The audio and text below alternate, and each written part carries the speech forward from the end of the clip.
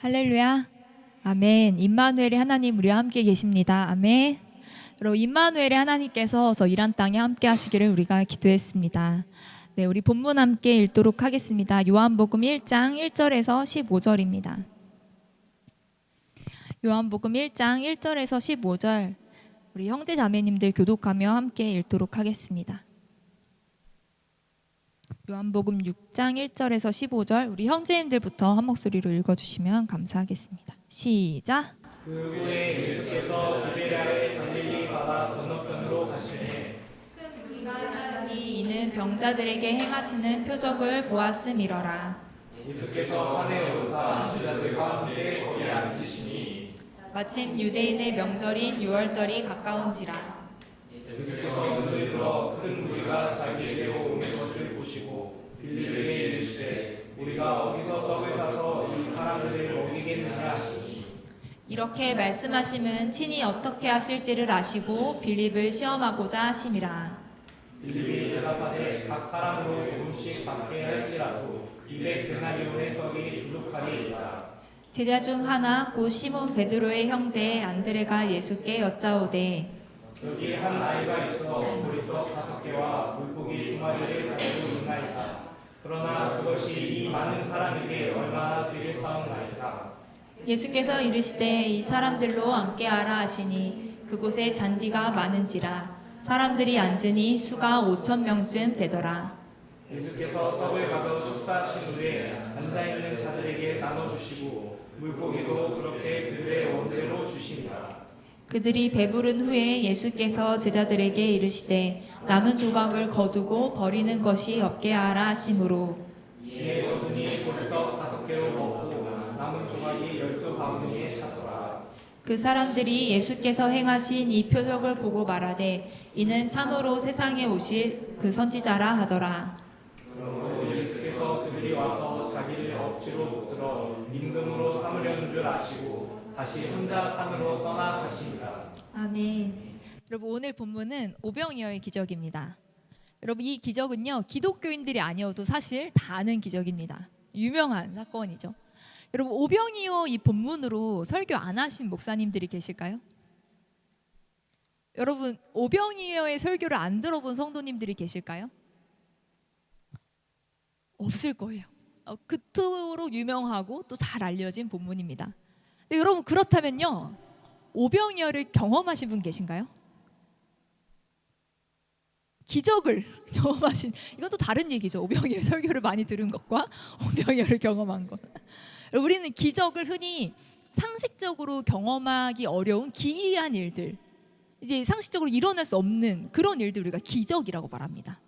그럼 사람들은요 자기가 확인 가능한, 검증 가능한 것들만 상식이라는 이름으로 받아들여요. 그래서 많은 비신자들, 예수님 안 믿는 분들이 예수님 믿기 어렵다라고 말하는 것 중에 하나가 성경 속에 가득한 기적들이라는 거예요. 이런 말도 안 되는 비상식적인 일들이 일어난다는 거는 마치 신화처럼 제우스 나오고 하는 그런 신화처럼 느껴져서 믿기 어렵다라고 말하는 분들이 많은 거예요. 그래서 이 오병이어 기적 자체를 두고도 이게 납득이 잘 안 되니까 이 기적을 이게 사실로 못 받아들이고 거의 뭐 변명에 가까운 주관적 해석을 덧붙이며 이 오병이어를 설명해 보려는 사람들이 많이 있습니다. 그러니까 예를 들면요, 예수님이 진짜로 떡 5개랑 물고기 2마리로 5,000명, 남자 5,000명 먹인 사건이 아니라 예수님이 설교에 사람들이 감동받고, 그래서 그 예수님이 기도할 때 사람들이 마음이 감동돼서 숨겨진 도시락을 꺼냈다는 거예요. 그걸 나눠 먹기 시작했다. 이건 나눔의 기적이다. 이렇게까지 막 해석하시는 분들이 있어요. 근데 여러분, 기적의 필수 조건은 증인들입니다.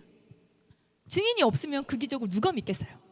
여러분, 아무도 안 계실 때 저 혼자 이 방에서 이 홀에서 저 혼자 오병이어를 행한다는데 그 누가 믿겠어요?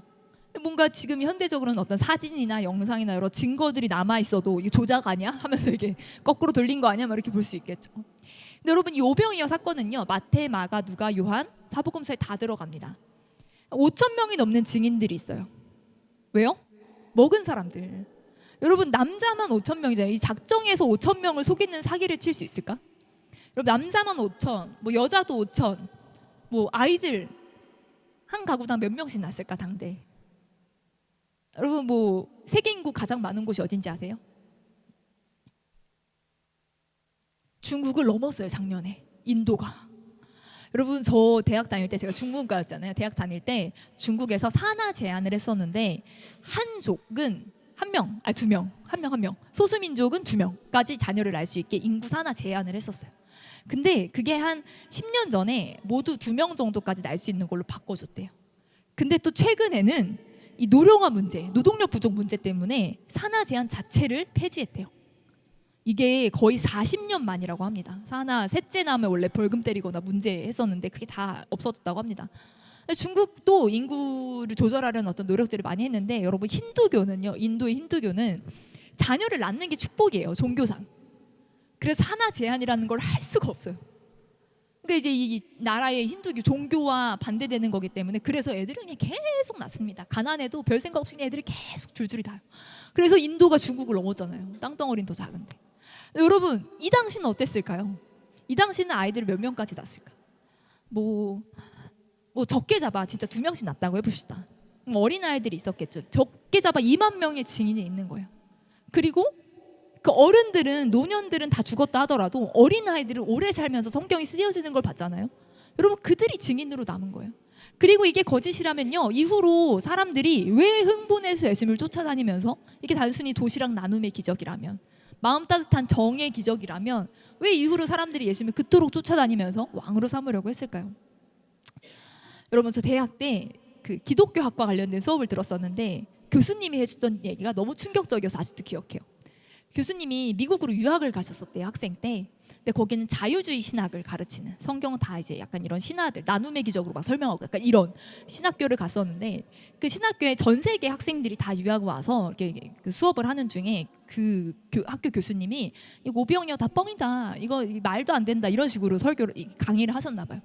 그래서 이 교수님도 그냥 그러려니 하고, 자유주의 신학이니까 그러려니 하고 듣고 있었는데 그 자리에서 아프리카에서 온 어떤 학생이 있었대요. 선교사 자녀인데 아프리카에서 자라서 유학을 온 자녀인데 그 사람이 수업을 듣다가 그 얘기를 딱 듣더니 책상을 팍 치고 일어나더래요. 일어나서 저는 어릴 때부터 오병이어를 보고 자랐습니다. 저는 날마다 이 기적을 경험하며 살았습니다. 저는 더 이상 이 학교에서 배울 것이 없습니다 하고 학교를 그만뒀다고 합니다. 그래서 그 사건을 저도 이제 교수님한테 들으면서 와, 이런 일들이 여전히 하나님이 하실 수 있으시구나, 하나님의 때에 하나님의 필요로 인해서 이런 일들을 행하시기도 하시는구나, 저도 되게 놀랐던 기억이 있어요. 그리고 저는 오병이어는 아니지만 하나님이 먹을 걸 공급해 주시는 걸 많이 경험했어요. 이전 있었던 선교단체는 돈을 벌지 않고 사역을 하는 곳이었잖아요. 그래서 이 사람들이 돈이 없어서 밥을 못 먹고 이런 경우들이 종종 있었어요. 근데 저희 그 같이 사역하던 친구가 너무 배가 고파가지고 점심시간에 길을 가다 화가 나서 교회를 들어갔대요. 길에 있는 교회 들어가서 화가 나가지고 본당 의자에 앉아서 하나님한테 기도했대요. 하나님 저 배고파요. 근데 막 소리 내면서 기도하진 않았죠. 어떻게 막 그렇게 소리 내면서 그냥 속으로 하나님 저 배고파요 이러면서 삐져가지고 기도하는데, 기도하는 중에 뭔가 부시럭부시럭 소리가 들려서 눈을 떠봤더니 한 권사님, 그 교회분이 오셔가지고 자기 자리 앞에 김밥이랑 콩나물국을 이렇게 놓으시더래요. 먹고 기도하라고. 그래서 그걸 먹으면서 눈물을 흘렸다는 얘기를 들었었습니다. 저도 대학생 때 이렇게 또 사역하랴 공부하랴 돈이 없었을 때 너무너무 커피가 마시고 싶은 거예요. 그래서 길을 걸으면 학교를 가면서 커피 마시고 싶어요 했는데 바닥에 뭐가 떨어져 있어. 주웠더니 도장 다 찍은 커피 쿠폰인 거예요. 그래서 그거 들고 혼자 커피 마셨다. 여러분 하나님은요, 제가 무슨 얘기를 하고 싶냐면 우리의 배고픈 현실을 외면하시는 분이 아니에요. 하나님은 책임지기 원하시는 분이. 아직도 잊을 수 없는 게, 이전 단체에서 공동체 생활할 때 아침에 어떤 언니가 자기 노트북 가방 필요하대요. 그러면서 어떤 다른 지체가 노트북 가방이 있었는데 그거 매보면서 이런 거 하나 있으면 좋겠는데 이러더라고요. 그래서 있으면 당연히 좋겠지. 근데 이제 당장 살 수 있는 형편이 안 되니까 그냥 있으면 좋겠는데 이러고 매보고 아침에 내려놓고 밖에 일정이 있어서 나갔어요. 근데 밤에 들어오는데 그거랑 똑같은 가방 메고 들어오는 거예요. 뭐냐고 했더니 오늘 만난 사람이 너 가방 사주겠다고 가방을 사줬다는 거예요. 그래서 그걸 똑같이 메고 들어오더라고요. 저도요, 아침에 어떤 언니가 공동체 생활을 했으니까 수분크림을 바르는 거예요. 그래서 보고 써보래요. 수분크림 바르면서 이거 되게 좋다, 나도 이런 수분크림 하나 있었으면 좋겠다라고 생각을 했어요. 얘기를 했어요. 그리고 밖에 나가서 어떤 언니를 만나서 교제하고 말씀 나눔하는데 그 언니가 제 얼굴을 이렇게 빤히 쳐다보더니, 그냥 말씀 나눔하는데 빤히 쳐다보더니 너 수분크림 필요하니? 이러면서 가방에서 수분크림 꺼내줘 주는 거예요. 그래서 제가 이걸 왜 나 줘 했는데 너를 보는데 자기가 오는 길에 이거를 필요해서 자기 쓰려고 사왔대요. 정말 자기가 필요해서 사온 건데 너를 보는데 주님이 이걸 계속 널 주라고 말씀하신다고. 수분크림을 줘서 내가 이렇게 건조해 보였나? 라는 생각도 했지만 피부가 건성이니까 어쨌든 주님이 내가 아침에 가볍게 한 말인데 이런 게 있으면 좋겠다라고 했는데 정말 주님이 채우시는구나. 여러분 이런 일들이요 정말 수백 번이에요. 여러분 저는 단기 선교 가는 사역을 하는 단체에 있었기 때문에 수천 명이 단기 선교 가는 걸 봤거든요. 저도 같이 단기 선교 갔던 사람만 생각해보니까 이 100명이 훌쩍 넘더라고요. 정말 많은 사람들이랑 단기 선교를 갔는데 재정이 없어서 못 가는 경우를 한 번도 못 봤어요. 정말 수천 명이 재정이 없는 상태에서 시작하지만 주님의 채우심을 경험하면 가더라고요. 여러분 하나님이 기뻐하시는 일을 위해 살 때 하나님이 우리의 필요를 넉넉히 채우시는 것을 많이 경험합니다. 한 번은요 또 그 이전 단체에 있을 때 간사들이 어디 간다고 돈을 내라는 거예요. 그래서 제 걸 냈어요. 제 걸 냈는데 또 다른 간사님들이 돈을 못 내고 있을 게 뻔하잖아요. 그래서 속으로 생각을 했어요. 주님 한 2명 정도 거만 제가 더 내주고 싶어요. 돈이 없으니까 나도 당장 못 내주고 그냥 2명 정도 거만 더 내주고 싶어요 라고 이렇게 잠깐 생각했는데 그 생각과 동시에 미국에서 아는 언니가 카톡을 봤더니 하정아 선교 후원을 하고 싶으니까 계좌를 알려달라는 거예요. 그래서 계좌를 알려줬는데 정확히 2명의 것을 내줄 수 있는 금액이 딱 입금이 됐어요. 그래서 정말 하나님은 우리의 필요들을 채우시는구나. 여러분 이런 어떤 하나님이 우리의 삶을 다스리시고 채우시는 일들을 우리의 삶 가운데 경험하기를 원합니다. 아멘. 여러분 무슬림 기적이 되다라는 책이 있어요. 혹시 읽어보신 분 계세요? 무슬림 사역에 관한 책들인데 거기에 이제 또 보안의 해외에서 쓰여진 책이 이제 번역된 건데 보안 문제 또는 어떤 무슬림이 크리스찬된 간증 이런 거는 이제 위험할 수 있기 때문에 다 이제 이름이나 지역명 이런 건 가리거든요. 근데 실제 있었던 간증이에요. 실제 있었던 일들을 간증으로 책으로 써낸 책입니다. 근데 거기에 보면요, 굉장히 충격적인 사건이 있었어요. 어떤 일이 있냐면 어떤 분이 이제 너무너무 복음을 증거하고 싶고 그런 어떤 제자 삼는 거를 연습하고 싶어서 친구랑 같이 둘이 어떤 마을을 정해놓고 그 마을로 가자라고 목표를 정하고 둘이 이제 전도하러 가는 거예요. 가는데 오토바이 하나 타고 더운 날 털털털털 거리면서 가는데 중간에 되게 강력한 무슬림 지역이 있었대요. 그래서 거기는 지도에 X를 펴놨대. 여긴 절대 들어가면 안 돼. 너무 강력한 무슬림 지역이라 우리가 크리스찬인 거고 외부인인 걸 알았을 때 공격당할 수 있기 때문에 거기 지도에 X 해놓고 이제 원하는 이제 대로 가자 하고도 둘이 오토바이 탈탈탈탈 이러고 가는데 오토바이가 갑자기 길 한복판에 멈춘 거예요. 고장이 난 거예요. 근데 그 오토바이를 당장 고칠 수가 없는 상황인 거죠. 당장 이제 이 고장 난 거를. 그리고 고치려면은 시간이 걸리고 날은 어두워지고 그래서 어쩔 수 없이 이 동네에 머물러야 되나 했는데 그 동네가 어떤 동네예요? X표 쳤던 무슬림 너무 강력한 지역이라 들어가면 안 된다고 했던 그 지역 앞에서 오토바이가 고장 났던 거예요. 그래서 어쩔 수 없이 여기 어떻게 머물러야 되나 하고 있는데 근데 갑자기 마을에서 통곡 소리가 들리는 거예요. 그래서 근처로 가봤더니 족장의 아내가 죽었대요. 사람들이 다 모여서 장례를 치르면서 다 울고 있는 거예요. 근데 그분의 마음 안에 어떤 불편한 음성이 들렸냐면 가서 더 알아봐라 라는 어떤 그런 감동이었대요. 가서 더 알아보라고. 그래서 불편한 마음을 가지고 가서 이제 어떤 일이 있는지 보는데 거기는 이제 외부인을 거절하는 것도 의식을 치르고 있으니까 장례 의식을. 근데 이제 가서 봤는데 계속해서 마음에 그 죽은 사람을 위해 기도해라 는 마음을 계속 감동을 주더래요. 그래서 만약에 기도했다가 아무 일도 일어나지 않으면 우리는 죽습니다. 안 된다고. 왜냐하면 진짜 목숨 걸고 기도해야 되는 거니까 계속 이 마음을 거절하려고 하는데 정말 이 거절할 수 없는 강력한 마음의 감동으로 기도해라. 그 사람을 위해 기도해라. 죽은 사람을 위해 기도해라. 이런 음성이 들려서 그냥 그 시신 가까이 가서 기도하기 시작했대요. 큰 소리로 막 기도하고 또 기도하는데 막 사람들이 뭐라고 하든 상관없이 그냥 기도하는데 여러분 이 여인의 이름을 부르면 하나님 살려주세요 막 기도하는데 1시간 반을 기도했다고 합니다. 죽은 사람 손 붙잡고 1시간 반을 기도했대요. 정말 여기서 그냥 떠나면 이제 죽을 수도 있는 상황이고 1시간 반 동안 막 기도했는데 갑자기 이 사람의 손이 따뜻해지더래요. 그리고 심장이 다시 뛰기 시작하고 이 사람이 일어나서 물을 달라고 하더래요. 그리고 그때 그 동일하게 죽은 사람을 위해 기도하라고 했던 그 감동이 동일하게 예수님이 누구이신지 얘기해라 해서 거기서 전도를 하고 그러면서 그 마을에 이 족장이 아이프가 죽었다 살았잖아요.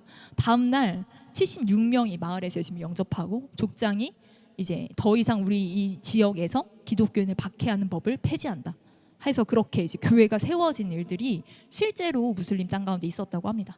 그리고 전 이걸 보고 와, 이렇게 죽은 사람이 살아나는 기적이 일어나는구나 너무 놀라웠어요. 근데 여러분 더 기적은 뭔지 아세요? 여러분 죽은 사람이 살아나는 게 기적이 아니면 죽은 사람 붙잡고 1시간 반 동안 기도한 게 기적이에요? 이게 기적이에요. 죽은 사람 붙잡고 1시간 반 동안 여러분 기도를 시작한 것도 대단한데 1시간 반 동안 이 죽은 사람 놓고 기도한 이게 기적이에요. 여러분 이 한 사람, 이 믿음의 한 사람이 세워진 게 기적입니다.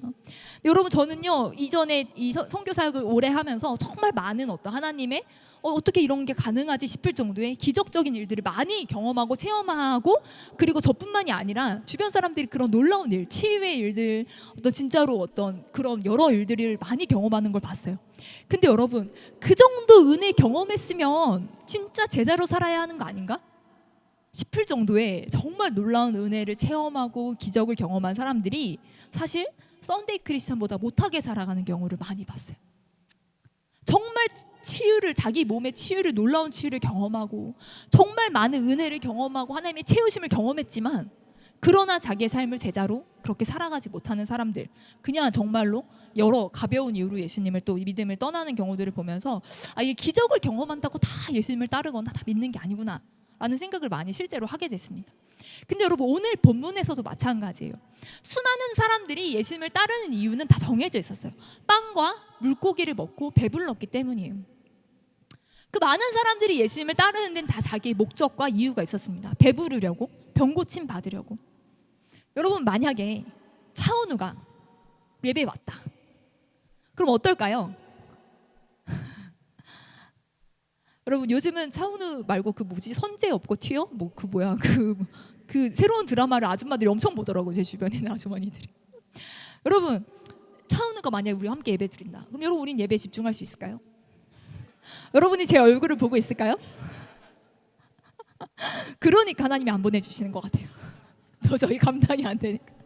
그래서 여러분 차은우가 우리에게 뭘 주나 제가 중고등부 애들한테 물어봤어요 지난주에. 여러분 차은우는 여러분에게 뭘 주나? 그 남자애가 고등학교 남자애가 그러더라고요. 기쁨을 줍니다. 고등학교 남자애도 그 얼굴을 보는 게 기쁘다고 하더라고요. 근데 여러분 예수님은요? 예수님을 따르면 예수님 뭘 줍니까? 여러분 차은우가를 따르면 그냥 기쁨을 줄 뿐이지만 예수님을 따르는 건요 엄청났어요. 그분은 그 당시에 고칠 수 없는 불치병들을 고치시고 여러분 그 당시에 사람들 다 배고프고 가난했잖아요. 우리나라 일제 식민기 생각해 보세요. 여러분 그 소수의 친일파를 제외하고는 다 배고프고 가난하게 살았습니다. 그 당시도요 로마에 세금 징수해주는 그 세금 징수원들 혹은 종교 관련된 지도자들 제외하고는요 대부분 사람들이 가난하고 배고프고 힘들게 살았습니다. 근데 여러분 예수님은요 무한리필이에요. 이분을 쫓아다니면요 배부를 때까지 먹어요. 여러분 이게 이 일반 서민들에게 이 밖에 나가면서 음식 좀 챙길 여유조차 없었을 일반 서민들에게는요 센세이션한 일이었습니다. 예수님 따르면요 이분 우리에게 배부름을 주고 문제를 해결해주고 병고침을 주는 그러한 정말 놀라운 분으로 그래서 많은 사람들이 예수님을 따랐습니다. 이후에 26절에 예수님이 뭐라고 하시냐면요 내가 진실로 너에게 이르는데 너희가 나 따르는 거는 배부른 까닭이다. 떡을 먹고 배부른 까닭이다 라고 예수님이 말씀하세요. 그리고 예수님은요 사실 어떤 우리의 중심과 의도를 별로 감춰주실 생각이 없으신 것 같습니다. 예수님은 때로는 너무 적나라하게 우리의 중심을 밝히시고 나타내실 때가 있어서 당황스럽기까지 합니다. 우리는 예수님께 내 속마음과 의도를 숨길 수 있을 거라고 생각하는데 그렇지 않다는 거예요. 예수님은 정확하게 우리가 왜 예수님을 따르는지 우리가 왜 예수님을 구하는지를 정확히 아신다는 거예요. 우리의 숨겨진 의도들을 정확하게 짚어내신다는 거예요. 이 예수님이 너희가 나 따르는 거는 너희 배부른 까닭이라고 너희 떡 먹고 싶은 까닭이라고 정확하게 말씀하시죠. 예수님이 이걸 모르셨을까요? 이 기적의 폐해를 모르셨을까요? 이 기적을 허락했을 때 수많은 사람들이 떡만 보고 예수님 쫓을 거를 모르셨을까요? 당연히 아셨겠죠. 사람들의 반응을 사람들이 왜 예수님을 따르기 시작할지를 아셨겠죠. 근데 예수님은 그렇다면 왜 이 기적을 허락하셨을까요? 예수님이 기적을 허락하신 의도가 무엇일까요? 여러분 때는 6월절이라고 말하고 있습니다. 6월절은 어떤 명절이죠? 어떤 절기죠? 애굽 종살이하던 이스라엘 백성들이 이 마지막 10번째 장자의 죽음 이후로 그때 이 문에 이 문설주에 어린 양의 피를 바르고 죽음의 영이 뛰어넘었던, 그래서 그걸 계기로 이제 출애굽하게 된 사건이잖아요. 여러분, 예수님이 유월절 어린 양 우리를 위해 죽으셨습니다. 그리고요, 이 유월절 후에 애굽에서 해방되어 가나안에 들어가기 전에 이 광야 생활하면서 이스라엘 백성들이 만나를 먹었어요. 이 만나, 하늘에서 내리는 떡으로 그들이 먹었습니다. 그러면서요, 이후로 막 설명을 하시는데, 만나를 먹었지만 너희가 죽지만 이 내가 준 나는 생명의 떡인데 나를 먹으면 죽지 않는다, 영생한다 하면서요, 생명의 떡이신 예수님, 생명의 피이신 예수님을 예수님이 설명해 주십니다. 예수님은 이 유월절 사건을 통해서, 그리고 유월절 이걸 계획을 통해서 사람들한테 예수님이 생명의 떡이고 예수님을 먹어야 영생한다는 메시지를 전달하고 싶으셨던 것 같아요.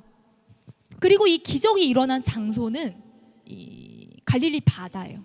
디베랴 바다 건너편. 근데 여기는요, 예수님이 제자들을 콜링하신 곳입니다. 갈릴리 바다, 대부분의 시간을 거기서 사역하셨는데 천국 복음을 증거하시고 병든 자들을 고치시는. 근데 여러분, 그 갈릴리는요, 이사야가 일찍이 이방의 갈릴리라 불렀어요. 이방의 갈릴리라 부를 정도로 이 갈릴리 지방은 유대 지역과 사마리아 북쪽에 위치해서 북방 이민족의 침입을 많이 받았고, 그래서 혼혈들, 이방과 섞인 사람들이 많이 살았습니다. 그래서 그 갈릴리, 예수님도 갈릴리 출신이잖아요. 굉장히 무시받은 유대 정통 유대인들이 사마리아만큼이나 무시했던 곳이 갈릴리예요. 여러분, 근데 그 갈릴리에 있는 사람들, 유대와 이방이 섞여 있는 그 사람들에게 생명의 떡을 먹이시고 그들을 채우심으로 열방의 복음을 증거하는 것을 예표하는 사건이라고도 이 사건을 해석합니다. 그러니까 예수님은요, 배고픈 자들을 긍휼히 여기셨고, 물리적으로 배고픈 자들에게 이 먹을 걸 통해 필요를 채우신 예수님의 긍휼이 있었던 사건이고, 동시에 예수님이 생명의 떡 되신 사건, 그리고 열방을 먹이실 사건에 대해서 예표하신, 예수님이 이 사건을 통해, 이 기적을 통해 전달하고자 하는 메시지가 있으셨기 때문에 허락하신 어떤 기적이었다는 거죠. 여러분, 이 생명의 떡, 생명의 나는 내 살을 먹어라, 내 피를 먹어라. 여러분, 이거는요, 우리가 성찬식 때도 많이 하잖아요. 여러분, 이 성찬은요, 사실 정말 교회에 대한 오해를 많이 불러일으키는 것입니다. 초대교회 때도요, 이 애들 잡아먹는다는 소문이 많았어요. 교회 이 기독교인들이. 왜냐하면 다 몰래 모여가지고 밤에 이런데 모여가지고 예배 드릴 때 이것은 내 살이요, 이것은 내 피니 막 이러면서 말씀 나누면서 먹으니까 이 사람들은 식인을 하는구나, 식인에 대한 오해를 실제로 많이 받았어요. 많은 핍박을 받았습니다. 조선에 복음이 들어왔을 때도요, 이 성찬 때문에 굉장히 이 서양 귀신들 애들 잡아다가, 그 당시에 선교사님들이 길거리에 있는 전쟁 가난한 애들, 부모 잃은 애들 이런 데 데려다가 이제 학교에서 가르치는 사역하시고 고아원 사역하시고 했잖아요. 그러니까 서양 귀신들이 애들 납치해가지고 잡아먹는다고. 왜냐하면 그 내 살을 먹으라, 내 피를, 그런 어떤 이 성찬에 대한 메시지 때문에 굉장히 기독교 오해를 많이 받았었습니다. 근데 어쨌든 예수님이 이 어려운 메시지를 막 설명해 주시는데, 이 나중에 60절에 보면요, 제자들이 이해가 안 된다고 해요. 이해가 안 되네, 어렵다, 누가 들을까, 누가 이해할까라고 제자들끼리 얘기합니다. 그리고 예수님이 계속해서 내가 생명의 떡이고 막 이런 말씀을 나누시니까, 나를 먹으러 막 이런 말씀을 나누시니까 66절에 제자 중 많은 사람들이 떠나요. 그리고 그와 다시는 함께 다니지 아니하더라라고 합니다.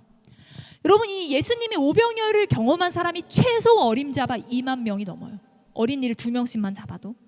여러분, 그 많은 사람들, 예수님을 왕 삼고자 했던 그 많은 사람들이 다 떠나갔어요.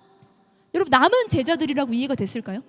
제자들이 말한다니까요. 이거 어렵네, 이거 누가 이해하냐, 도대체 뭘 하시는 거지?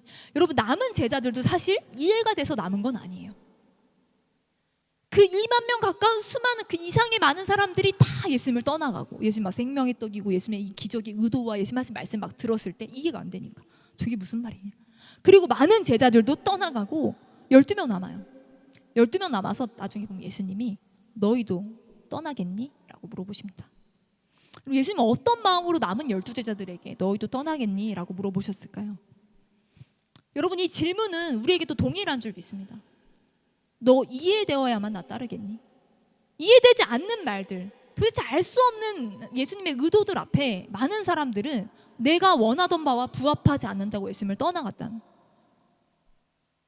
여러분 이 남은 12제자들도요 이해된 게 아니었어요. 보면요 그들의 삶을 보면 알잖아요. 그들이 예수님께 물어봤던 걸 알면 알잖아요.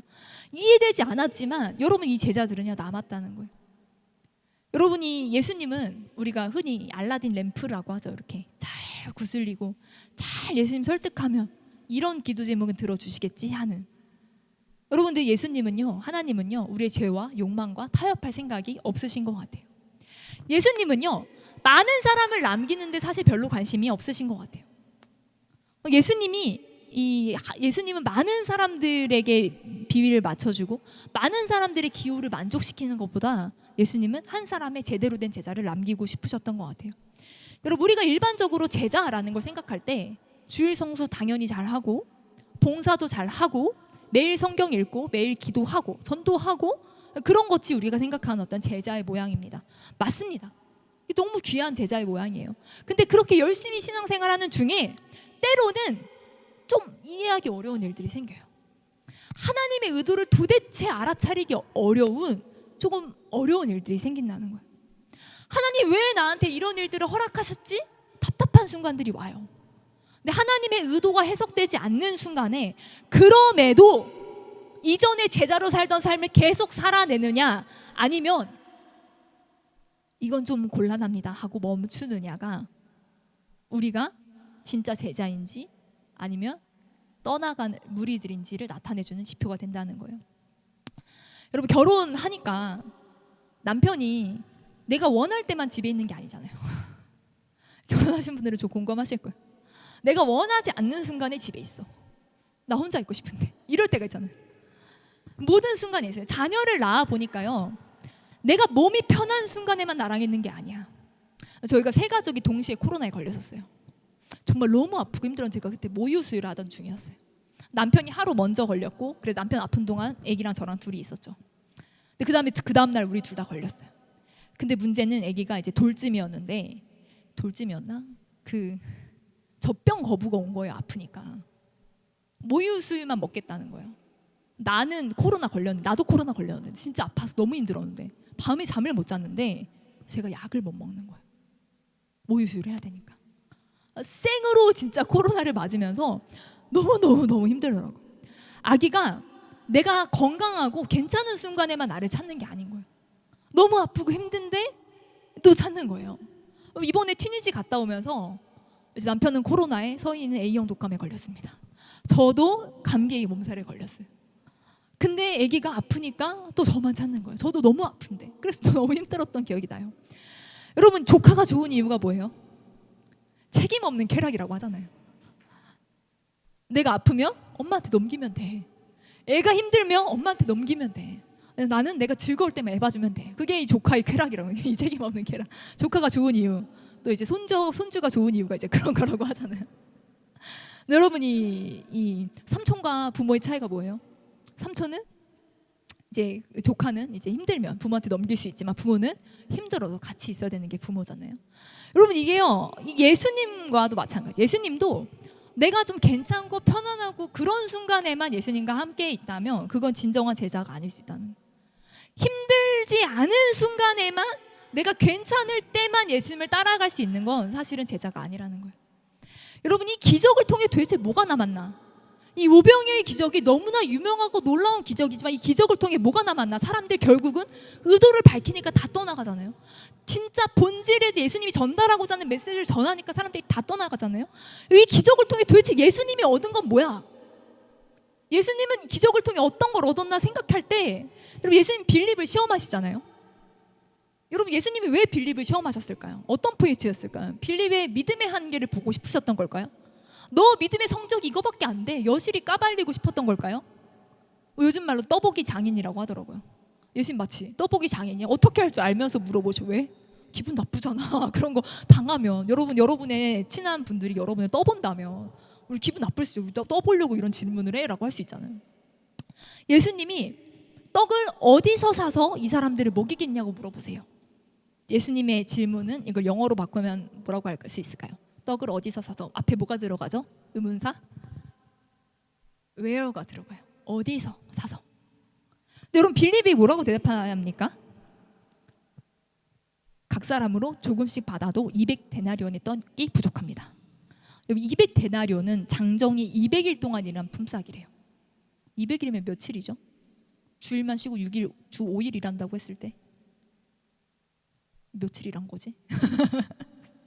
여러분 정말 많은 돈이 든다는, 각 사람으로 조금씩 받아도 정말 많이 돈이 든다는 거예요. 근데 여러분 예수님은요 어디서? 라고 물어보셨는데 빌립은 뭐라고 대답해요? How much? 얼마나? 라고 대답해요. 빌립의 포인트가 어디 있는지 아시겠어요? 여러분 굉장히 합리적이고 이성적인 사고를 하고 있습니다. 계산적이에요. 근데 여러분 이런 태도는 너무 중요해요. 삶을 사는 데 있어서. 여러분 이런 사람이랑 사역해야 돼요. 딱 규모 나오는 사람, 딱 각 나오는 사람 있잖아요. 딱 캠프 치른다 그러면 예산 딱 나오고 딱 규모 나오고 딱 이 정도는 해야지. 여러분 이런 사람이 정말 함께하면 편한 사람이에요. 정말 사역자로서 탁월합니다. 행정팀을 맡아서 해야 되는 사람들이에요.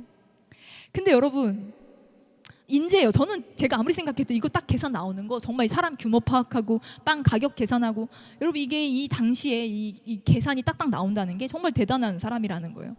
근데 여러분 이게 단지 어떤 돈만 있다고 될 일인가요? 당시 어떤 생산의 능력, 장소적으로 한적하고 외진 여러 가지를 생각했을 때 여러분 이게 돈이 된다고만 사실 떡을 살 수 있는 건 아니에요. 이 떡을 누가 이만큼을 준비해 놓고 판매를 하겠어요? 여러분 저 지난주에 교회 소풍 가가지고 음료 60잔 시켰는데 나오는데 2시간 걸리더라고요. 정말 너무 오래 마지막에 나가면서 음료 받아가지고 나갔는데, 여러분이 5,000명 먹일 떡 다 못 만들어요. 준비할 수가 없습니다. 근데 여러분 많은 분들이 이 설교를 하시면서 빌립의 계산에는 예수님이 들어가 있지 않았다라고 얘기합니다. 예수님을 빼고 계산하면 그렇다는 거죠.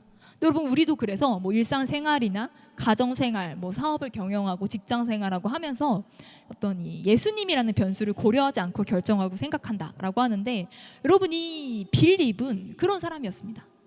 빌립은요 성경에 총 3-4번 나오거든요. 이 제자 빌립 예수님 처음 만났을 때 나옵니다. 여러분이 요한복음에 첫 등장하는데 예수님이 빌립을 만나 이르시되 나를 따르라 하니 빌립이 나다니엘에게 가요. 나다니엘에 가서 뭐라고 말하냐면 모세가 율법에 기록하였고 여러 선지자가 기록한 그 일을 만났다. 요셉의 아들 나사렛 예수다라고 말합니다. 여러분 그의 말은요 굉장히 어떤 말씀을 기반하고 있어요. 모세가 율법에 기록한, 여러 선지자가 기록한 그 사람을 만났다. 굉장히 신중하고 말씀에 기초해서 행동하고 생각했던 사람이란 걸 알 수 있어요. 굉장히 이성적인 사람이란 걸 알 수 있어요. 그리고 그 다음에 나오는 게 이 오병이어예요.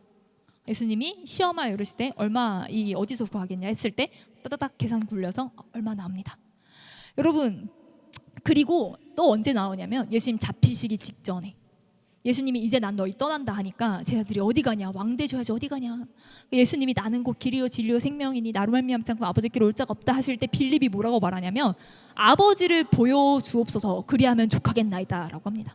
자기가 보고 믿고 싶다는 거예요. 보면 믿겠다는 거예요. 빌립은요 굉장히 이성적인, 제자들 중에 제일 이성적이고 현실적인 사람이었던 것 같습니다. 여러분 예수님이 빌립을 떠보신 이유가 무엇이겠습니까? 빌립을 시험한 이유가 무엇이겠어요? 여러분 빌립이 딱 그 200데나리온의 떡이 부족합니다라고 했을 때 얼마나 속으로 했다 막 엄청 정확하게 계산했다 약간 막 이런 희열을 느끼지 않을까? 정확하게 잘 대답했다 이런 생각하지 않았을까요? 이성적인 사람이니까. 옆에 있는 제자들도 속으로는 자기한테 안 물어봐서 대답은 아니지만 속으로는 계산 잘하는데 막 이런 생각했겠죠. 근데 여러분 그가요 이런 이성적이고 현실적인 그가 나중에 성령 세례 받고 예수님을 열방에 증거하다가 순교합니다.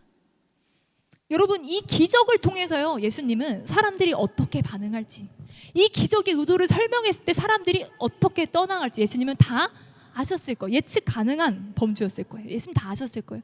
그런데 예수님이 기적을 허락하시면서 빌립을 시험하신다는 거예요. 여러분 빌립을 시험하신다는 건 네 믿음이 형편없구나, 네 믿음이 여기까지구나, 너는 나를 고려하지 않는구나, 여러분 그냥 단순한 그의 믿음 없음을 지적하시려고 한 게 아니라 예수님은 이 기적 속에 아무것도 안 남겠지만 빌립을 남기고 싶었던 거예요.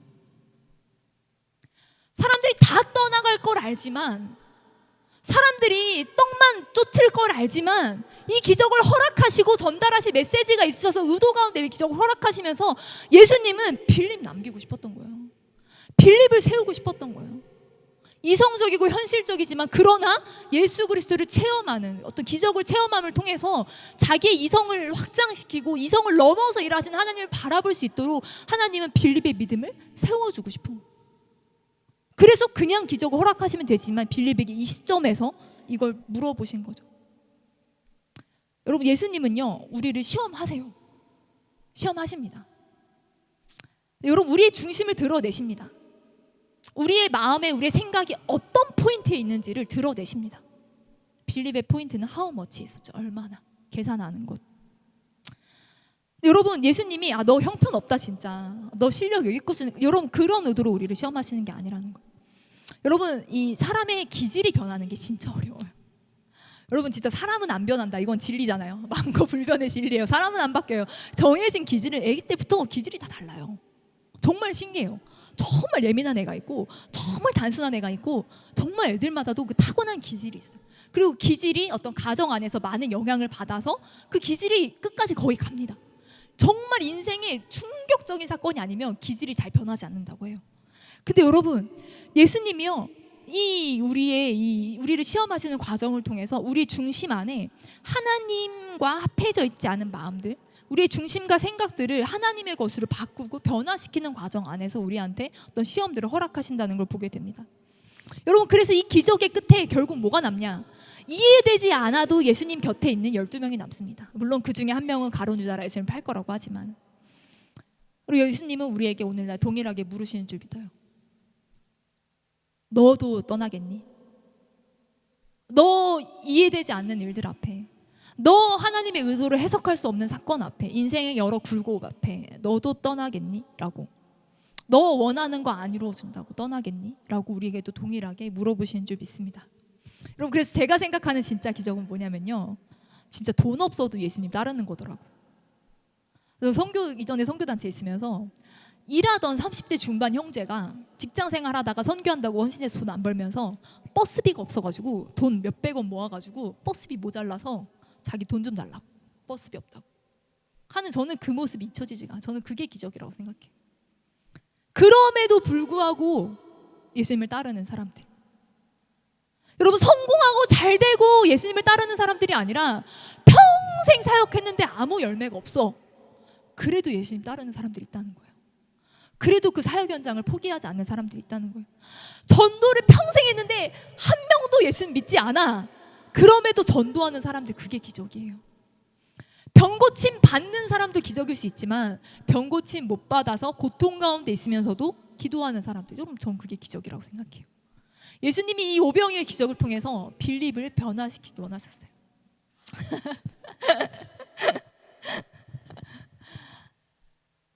여러분, 우리가 빌립과 같이, 그리고 제자들과 같이 이해되지 않아도 예수님 곁에서, 이해되지 않아도 예수님과 함께, 그러면서 우리가 변화된 한 사람이 되기를 소망합니다.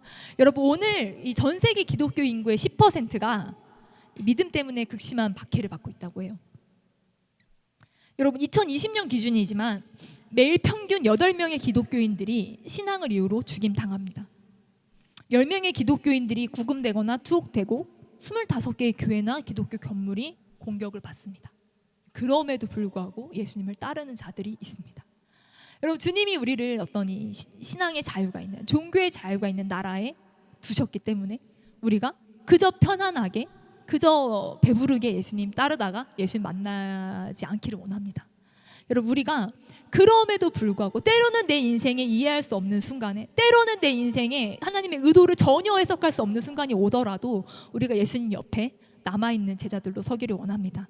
주님, 우리를 변화시키기 원하신 줄 믿습니다. 우리 함께 기도하겠습니다.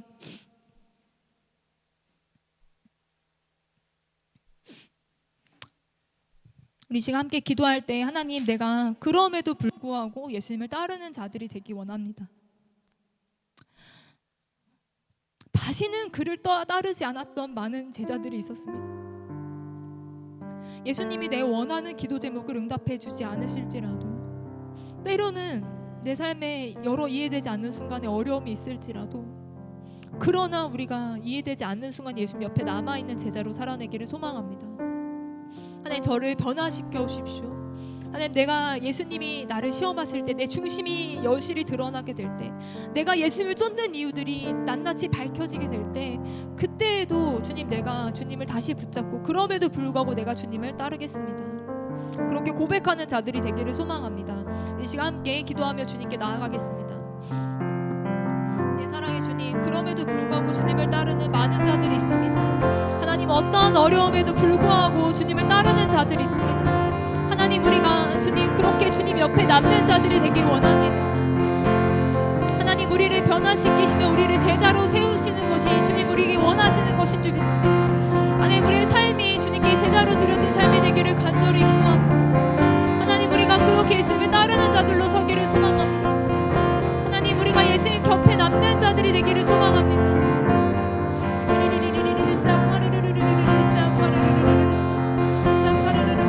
하나님, 가난할지라도 배고플지라도 그럼에도 불구하고 주님의 쫓는 믿음 우리 안에 세워지기를 소망합니다.